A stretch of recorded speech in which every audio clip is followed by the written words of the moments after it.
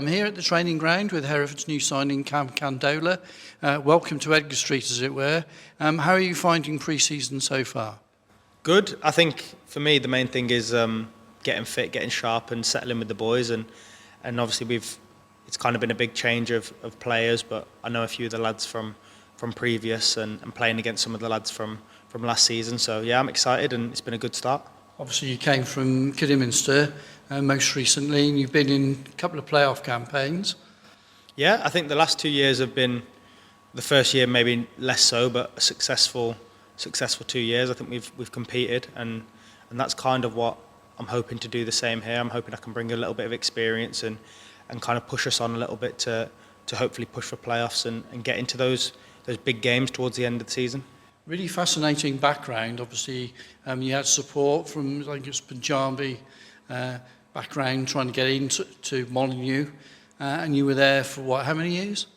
Yeah, I was at Wolves for 13 years, I think. But yeah, like I said, great experience, like learned kind of everything I know kind of during those 12, 13 years, had experiences that I probably never thought I would have had if you asked me kind of when I was a little kid. So I think the things I've learnt from there and just the time I spent there was nothing but great. I mean, grounding, you must have had the best coaching, got into the Premier League, obviously, at Wolves. Must have been really enjoyable to be with those sort of type of players on the training ground. 100%. Like, you look at some players that you play with, play against, train against, and they go on to be top players, you know what I mean? So to know that you, at the time you were competing against them, goes to show kind of where you were at the time and how good that those players are, you know what I mean? And it was a step for you, obviously, to come out of that environment to go into non-league football, wasn't it? Yeah, definitely. I think it was the step I needed to take. I think men's football for me was always going to be the next step, and I think it is different, very different to under 23s football and academy football. But yeah, it's a step that I've took, and I'm glad I've taken it, and just kind of excited to relish the next challenge. Yeah, every player is different, and a lot of players, they just stay until they're 23, 24 even, without really breaking through. And sometimes I agree with you. I think it's best to play men's football as soon as you can to get that competitive edge. Yeah, there's definitely benefit to both. Like, look, academy football teaches you how to be a footballer. It teaches you technically, tactically, kind of develops you in a different way. You're playing against like some incredible footballers who sometimes they'll be first team players dropping down and playing in the 23s games, and you're competing against the best. But non-league also teaches you how to win, the dark arts almost, and what football's really about in a sense, and that's winning games, that's being successful, and that's what academy football is, more development side. So every footballer wants to win games, and I think that's what you get from non-league. You mentioned the dark arts. There's certainly a lot of that in National League North, to be fair, and you've experienced it quite a few times. And I've seen you play. Obviously, you're quite adaptable. You could play in front of the back four or as the central defender. It seems as though Aaron and Harry want you to play in that central defensive role and a partner for Kyle Howkins. Is that right? I think so. I think that's kind of the impression I've got after having conversations with them. Look, I value being able to do both highly, and if I was to go and play in midfield in front of a back four, I think I'd do a good job as well. And whatever the team needs, I'm kind of ready to do. But like I said, I think we kind of complement each other, me and Carl. And hopefully going forward, we can form a good partnership and keep plenty of clean sheets and help us win games. Obviously, a lot of the players at the back were with Hereford last season, went through that gruelling, and it really was gruelling period at the end of the season. But to come out of that on top, some experience in there. I'm not saying you need it, but there's some experienced defenders alongside you.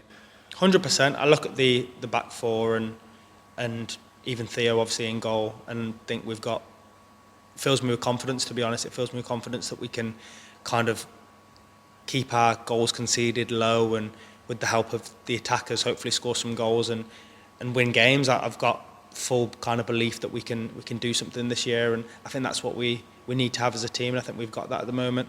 The vibes are high in the group, and hopefully we can keep going through pre-season, do well in our pre-season games, get up to kind of speed and how we want to play, and start the season strong, because it's important. And with Hereford's background, you're obviously aware that you're pretty much in the spotlight. So if you do make a really big impression, the sky's the limit, really. Yeah, 100%. I think that's what drew me kind of to Hereford as well, is how big of a club it is. Like it's had, obviously, its history, gets a lot of fans to games. It's a great setup. The stadium's great, and it can pull players in. You know what I mean? I think a lot of players are attracted to that, and as a result, we've got a good squad together who we want to all kind of get Hereford back to where we should be. Obviously, after a bit of a difficult season last year, I think it's important now to kind of remember, to kind of put that in the past and remember the kind of club that Hereford are and the squad that we've got, because before last season they were competing, and that's kind of the goal again. Yes, that's step up, isn't it? I know it's early doors, but how are you finding training, the training sessions with Aaron and Harry? Really good. I think we're getting a nice balance of, obviously everyone's getting fit and everyone's buying into getting fit and doing the running bits, but also we're getting the tactical side, and we're gelling as a team, because it's so important that, yeah, we might have a few less sessions a week than potentially what the full-time teams have, but we are still getting the football inside, the tactical side, and we're building relationships with players that we're going to play alongside, which I think is important. And you'll be given responsibility to train the outside of the training sessions. So even though you're not a full-time, Monday through Friday, you've still got work to do in between Tuesday and Thursday nights. Yeah, definitely. I think all the players are committed to the football side of their life, you know what I mean, and the club and what the club want to achieve. And one part of that is looking after yourself when you're away from the training ground. Obviously, that's a lot more time than if you were a full-time team, like you said. But everyone's committed and everyone's doing the running and everyone's making sure they're recovering well for the next session, and even at the sessions they're applying themselves well and driving the intensity. And that's the main thing, because I think if we're gonna do something special this year, which we all think we can, we've all got to buy into it. And I think so far from seeing the lads, even just seeing the lads and their characters, I think we've got that in abundance.